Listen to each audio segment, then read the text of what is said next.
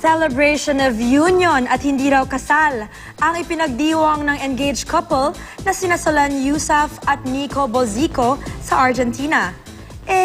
Kailan at saan ba nila balak magpakasal? Yan ang chika ni Lars Santiago. Walang naganap na kasalan. Ito ang sinabi ni Solen Yusaf sa mga tanong sa kanya kung totoong nagpakasal na sila ng Argentinian fiancé niyang si Nico Bolzico. Naging viral kasi sa social media ang kanila umanong kasal matapos ang iba't ibang Instagram at Snapchat posts ng kaibigan niyang si Isabel Daza. Kabilang ito kung saan nakaharap sila sa isang judge at may isa pa na nakakapsyon ang mga salitang Mr. and Mrs. Bolzico. Dagdag pa riyan ang Instagram post ng designer na si Boom Sason na obra niya ang puting gown na isinuot ni Solen at para raw ito sa Lakeside Civil Wedding Ceremony and Reception sa Argentina. Pero sabi ng kapuso actress, hindi wedding, kundi tinatawag niyang celebration of union ang naganap. Celebration lang for the union. Kasi yun, wala pang celebration since the engagement. Single ako, technically. No, Yusaf ako. when the big day happens, I promise GMA will be the first to have all the videos.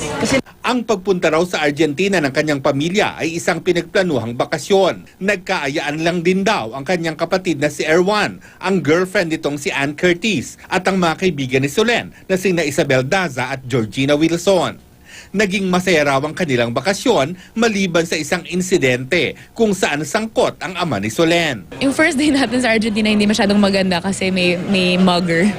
May guy na sumuntok sa dad ko. Yes, kasi medyo delikado sa Buenos Aires kapag may relo ka, may mga parang gangs. So yun, first day, nawala yung watch ng dad ko. Kapag ikakasal na raw siya, gusto ni Solen ay lalakad siya sa aisle ng simbahan at ibabalita raw niya kapag naganap na ito. Ang plano nila ni Nico ay magpakasal sa France sa dulo ng taong ito. Sa ngayon, puro career muna ang focus ni Solen. Malapit nang ipalabas sa sinihan ang pelikula nila ni Dennis Trillo na Lakbay to Love. Natutuwa raw siya na muli silang nagkasama ni Dennis sa isang proyekto. I'm so happy. Siyempre naman, he's one of my favorite leading men to work with. One, kasi sobrang galing siya. Two, guwapo. Three, yun, professional. Lars Santiago, updated sa showbiz happening.